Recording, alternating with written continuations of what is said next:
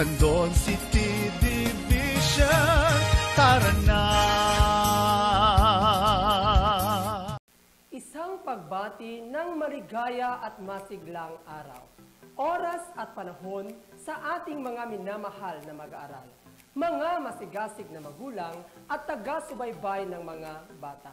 Malugod namin kayong inaanyayahan sa Tirad Pass Network, DepEd Candon City Teleskwela, kanlungan ng kaalaman tungo sa kausayan at kaularan.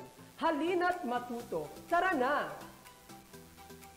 Si Ginoong Eugene B. Dapiosen ang magsisilbing gabay na guro para sa pangatlong episodo ng ating aralin sa Filipino 10. Ang topikong pag-aaralan natin ngayon ay pinamagatang Alegorya ng Yungib na isang sanaysay mula sa Gresya. Sa ating pagpapatuloy, ilabas ang kwaderno at ballpen sa pagtatala ng mahalagang impormasyon. Sa pagkakataong ito, ay bigyang pansin natin ang competency ngayong araw. Ikaw ay inaasahang, una, nabibigyang reaksyon ang mga kaisipan o ideya sa tinalakay na akda, ang pagiging makatotohanan, di makatotohanan, ng mga pangyayari sa sanaysay. Ikalawa, ikaw naman ay natutukoy ang mga salitang magkakapareho o magkaugnay ang kahulugan.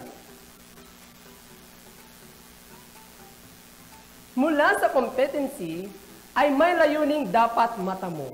Una, matutukoy ang mga konseptong makatotohanan at di konseptong makatotohanan sa binasang sanaysay.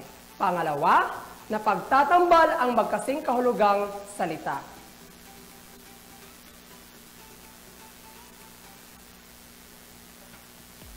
Bago natin himay-himayin ang aralin, ay bigyang pansin ang mga gabay na tanong. Una, ano ang sanaysay? Pangalawa, paano inilahad ni Plato bilang may akda ang kabuuan ng kanyang sanaysay? Pangatlo, sa iyong palagay, bakit pinamagatang alegorya ng yungib? At panghuli, ilahad ang kaisipang napagtanto ukol sa buhay matapos mabasa ang kabuuan ng akda. Alam mo ba, ang sanaysay ay isang uri ng akda na nasa anyong tuluyan? Ngayon ay bigyang kahulugan natin ang sanaysay. Makikita sa sanaysay ang sanay at salaysay. Masasabing isang sanay o eksperto sa isang paksa. Karaniwang paksa ng sanaysay ay tungkol sa kaisipan at bagay-bagay na makatutulong sa pagbuo ng sariling pananaw. Ang sanaysay ay isa ring anyo ng sulating naglalahad na kung minsan ay may layuning makakuha ng anumang pagbabago, bagaman maaaring makalibang din. Ang pangunahing katangian ng sanaysay ay pagsasalita mismo ng may akda sa akda. Ipinapahayag ng kumatha ang sariling pangmalas, ang kanyang pagkukuro-kuro at damdamin. Ang sanaysay ay saring anyo ng sulating naglalahad na kung minsan ay may layuning makakuha ng anumang pagbabago.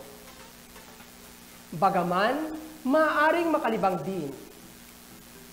Ang pangunahing katangian ng sanaysay ay pagsasalita mismo ng may akda sa akda. Ipinapahayag ng kumatha ang sariling pangmalas, ang kanyang pagkukuro-kuro at damdamin. Naunawaan ba? Napakahusay. May pakikitang larawan sa iyo. Anilasahing mabuti at sagutin ang katanungan ayon sa iyong pagkaunawa base sa nakita. Panuto, sagutin ang mga gabay na katanungan tungkol sa larawang nasa ibaba. Para sa unang larawan, sa iyong palagay, ano ang kalagayan ng nasa larawan? Pangalawa, ano-ano ang alam mong dahilan bakit nagkakaganyan ang isang tao? Panghuli, bilang isang individual, paano ka makatatakas sa kalagayang nasa larawan? Sa ating pangalawang larawan, unang katanungan, ano ang naisipakita ng larawan? Pangalawa, bakit mahalaga sa buhay ng tao na magkaroon ng kabutihan o kaliwanagan sa pag-iisip? At panghuli, ito ba ay makatotohanan? Pangatwiranan.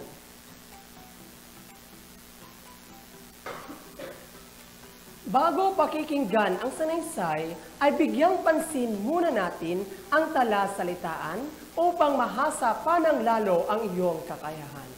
Ang panuto ay, pagtambalin ang mga salitang nasa loob ng kahon na magkatulad o magkaugnay ang kahulugan. Ilagay ang mga kasagutan sa iyong kwaderno. Unang salita, pagmasid. Pangalawa, masanay. Pangatlo, intelektual. Pang-apat, pagpupunyagi. Panlima, nalilito. Pang-anim, nagugulumihanan. Pampito, pagsusumikap. Pangwalo, pagmasdan. Pangsyam, mahirati. At panghuli,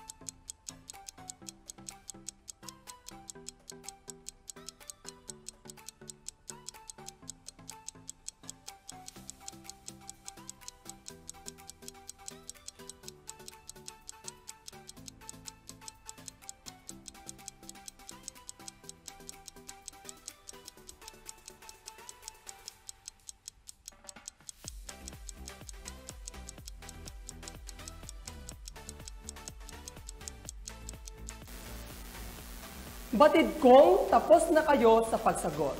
Ngayon naman ay tignan natin kung tama ang iyong naging kasagutan. Ito ang mga salitang magkakapareho o magkakaugnay ang kahulugan. Una, pagmasid, pagmasdan. Tama, mahuhusay. Pangalawa, mahirati, masanay. Tama ang iyong naging kasagutan. Pangatlo, pagpupunyagi, pagsisikap.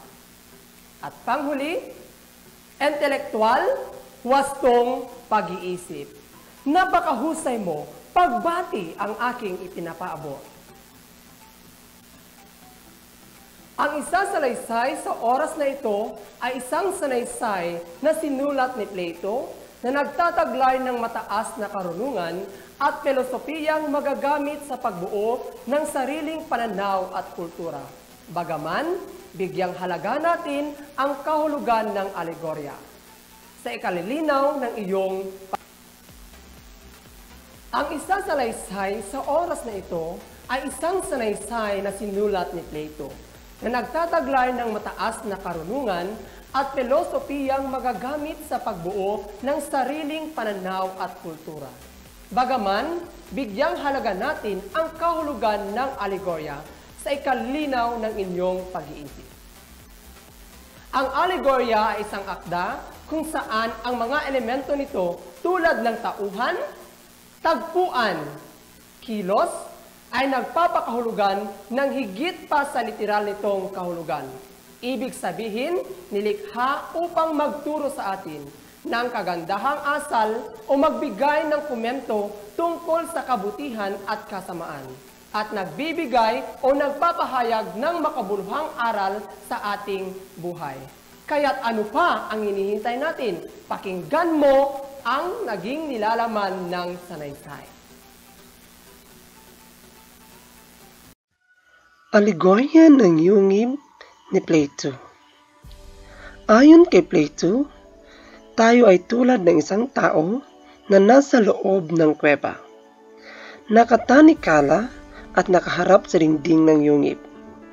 May apoy sa ating likuran at ang tanging nakikita natin ay mga anino ng mga bagay na nasa labas ng kuweba. At dahil dito, kakailanganin nating humulagpos sa tanikala at lumabas ng kuweba upang makita ang katotohanan tungkol sa mga bagay. Ang larawang ito ang buod ng rasyonalismo ni Plato at ito ay tinaguriang alegorya ng kuweba. Ayon kay Plato, ang mga imahe ng mga bagay na ating nakikita sa mundo ay pawang anino lamang ng katotohanan. Ang tunay na pag-iral ay nasa mundo ng ideya. Ang mga konsepto ng bagay ay naruroon na sa isipan na natin mula kapanganakan. Kakailanganin lamang nating gamitin ang ating pangangatwiran upang sila'y matuklasan.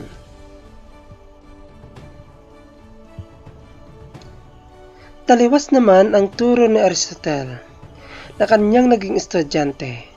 Ayon kay Aristotle, ang katotohanan ay ang karanasan sa pamamagitan ng ating mga mata, tenga, pandamdam, pangamoy, at panglasa. Ang mga ideya ay wala pa sa ating isip noong tayo ipinanganak, taliwas sa turo ng guro niyang si Plato. Ang isip ng tao ay tinagurian ni Aristotle na tabula rasa o blangkong tableta. Ang bawat karanasan sa pamamagitan ng ating senses ay sinusulat sa blangkong tableta. Ngunit napag-isip-isip ko, bagamat mali si Plato, may binuksan siyang pinto sa pagtahak sa mundo ng rasyonalismo, ang pagtingin sa lampas sa realidad na ating nakikita. Sa tingin ko'y may punto pareho ang dalawang eksperto. Sa aking pananaw, ang aninong tinura ni Plato, hindi ibig sabihin hindi katotohanan. Ang ating nakikita kundi may katotohanang makapagpapalaya na hindi makikita sa hugis. Hindi ba't ang batong ating nakikita ay binubuo ng mga atomos o atom na iminungkahi ni dakilang Democritus? Hindi ba't ang material ay patuloy na mahiwaga sa atin? Misteryo pa rin ang pinagmulan ng gravity at ang particle na mas maliit sa quark pa rin ay natutuklasan. Kung titigil tayo sa mga bagay na ating nakikita lamang, wala nang pag-unlad sa ating agham. Sa ganang akin, ang hugis ng mga bagay na ating nakikita ay hugis ng kanilang gamit at ito'y buod ng relativity, ng evolusyon ng pakikisalamuha sa iba pang material. Alam kong mali ang konsepto ni Plato sa kanyang rasyonalismo, ngunit gusto kong sundan ang naging lohika, ang pagtuklas sa mas malawak at makapagpalayang realidad. Naunawaan mo ba ang pag-uusap ng dalawang tauhan sa sanaysay na sina Plato at Glaucon? Mabuti kung gayon. Batid ko na handa na kayo sa pagsagot ng inyong gawain sa pagtatalakay sa nilalaman nito. Para sa unang katanungan, tungkol saan ang sanaysay na ating binasa? Pangalawa, ilarawan ang makikita sa unang talata. Sa anong bagay ito maihahalintulad? Ayon sa binasa, ano lamang ang tiyak kung ang katotohanan ay walang kahulugan? Ayon sa alegorya, sa ano maihahalintulad ang bilangguan? Ang ilaw ng apoy. Batay sa iyong binasa, sino lamang ang makakatagpo ng ideya ng kabutihan? Napakahusay na pagtugon, mga mag-aaral. Para sa ating pagsasanay, ay narito ang panuto. Palalimin mo pa ang iyong kaalaman ukol sa akdang natunghayan. Tukuyin at lagyan ng check ang lahat ng mga kaisipan o ideyang tinalakay sa akda. X naman ang ilagay kung hindi nabanggit sa akda. Ilagay ang kasagutan sa iyong kwaderno. Unang bilang, nakakadena ang mga binti at lieg ng mga tao sa loob ng yungib, kaya't di sila makagalaw. Ang tamang sagot ay check. Mahusay. Pangalawa, ang mga tao sa loob ng yungib ay katulad din ng karaniwang bilanggo. Ano ang iyong kasagutan? Ang sagot ay X. Pangatlo, ang ideya ng kabutihan ay nananatili sa huli at matatagpuan lamang ng may pagpupunyagi. Ang sagot ay check. Magaling. Pang-apat, ang katotohanan ay hindi makamumulat sa kabutihan at karunungan. Ano ang iyong tugon? Ang tamang sagot ay X. At panghuli, sino man ang kumilos ng may katwiran sa publiko o pribadong buhay, kailangang ang kanyang mata ay may matibay na tuon. Ang tamang sagot ay check. Napakahusay na pagtugon sa ating pagsasanay. Para sa karagdagang gawain, ang panuto ay isulat sa linya ang bilang ng nilagyan mo ng check. Pagkatapos ay magbigay reaksyon sa bawat isa. Ilagay o isulat sa inyong kwaderno. Ito naman ang mga sanggunian na pinaghanguan sa nilalaman ng ating tinalakay. Ito ang aking pabaon.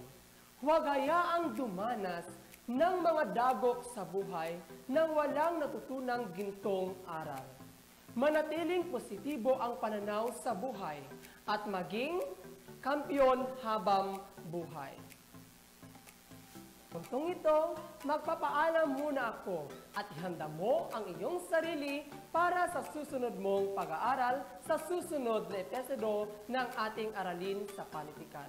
Muli, ito ang iyong guro sa Pilipino, Eugene B. Dapiosen, na nagsasabing sa Pilipino, makabuluhan ang iyong pagkatuto. Hanggang sa muli, paalam!